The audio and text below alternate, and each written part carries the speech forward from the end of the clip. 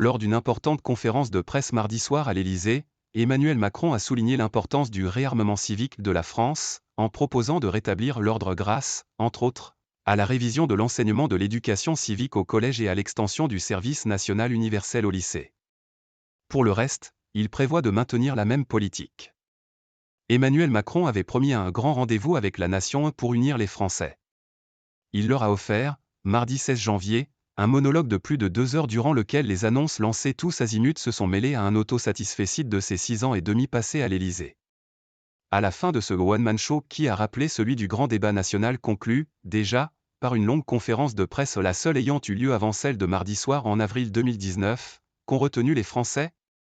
Usage des écrans, cérémonie de remise des diplômes, opération place nette contre le trafic de drogue, congé de naissance, doublement des franchises médicales, livraison d'armes à l'Ukraine, les annonces ont été nombreuses et très diverses, au point de perdre le fil conducteur censé les lier, et, surtout, d'oublier que sur l'essentiel, Emmanuel Macron entend continuer comme avant. Sur les principaux sujets de préoccupation des Français au pouvoir d'achat, emploi, logement, santé, école, écologie, le chef de l'État a ainsi donné le sentiment que les problèmes du pays avaient déjà été réglés ou qu'ils étaient en passe de l'être, le plus souvent grâce au bon sens, ou encore que le gouvernement devait simplement refaire ce qui avait déjà été fait, mais en allant encore plus loin. La transition écologique? Je crois au cap, aux mesures claires et à leur mise en œuvre. On a une stratégie. Maintenant on la territorialise, a affirmé le président, estimant que la France était dans les clous pour atteindre les objectifs européens de réduction des émissions de gaz à effet de serre. Le pouvoir d'achat? Je veux permettre à chaque Français de mieux gagner sa vie par le travail, avec l'adaptation de nos dispositifs fiscaux et sociaux, mais aussi avec des négociations dans certaines branches pour que la dynamique salariale soit au rendez-vous des efforts. Le plein emploi? Le gouvernement incitera à la création et la reprise d'un emploi avec, dès le printemps prochain, un acte 2 de la réforme du marché du travail lancé en 2017, avec des règles plus sévères quand des offres d'emploi sont refusées et un meilleur accompagnement des chômeurs par la formation. La réindustrialisation? Nous poursuivrons les investissements commencés mais je souhaite que nous puissions accélérer. Pour cela, nous mettrons fin aux normes inutiles. C'est en somme la France du bon sens plutôt que la France des tracas.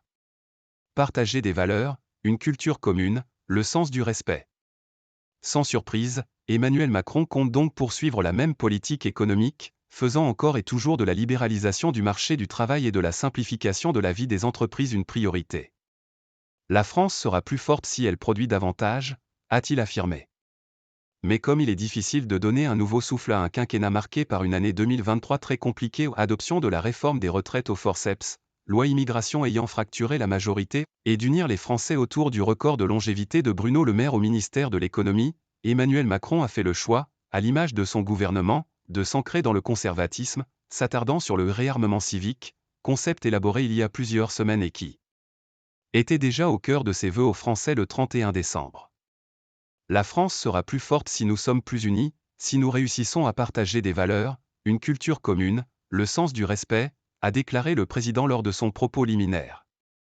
Cela passera selon lui par la régulation de l'usage des écrans chez les jeunes, la refonte de l'instruction civique à l'école, dont le volume horaire sera doublé avec 1 heure par semaine dès la 5e, le théâtre au collège, la généralisation du service national universel, SNU, en seconde et la possible mise en place d'une tenue unique pour les élèves au terme d'une expérimentation menée dès cette année dans une centaine d'établissements. Autant de mesures en faveur des valeurs traditionnelles chères aux conservateurs. Emmanuel Macron a également promis de l'ordre, en contrôlant mieux nos frontières, en luttant contre les incivilités grâce à un doublement de la présence policière dans nos rues, en luttant contre la drogue, en luttant contre l'islam radical. Le chef de l'État a notamment annoncé vouloir 10 opérations par semaine en France contre le trafic de drogue dans toutes les catégories de villes.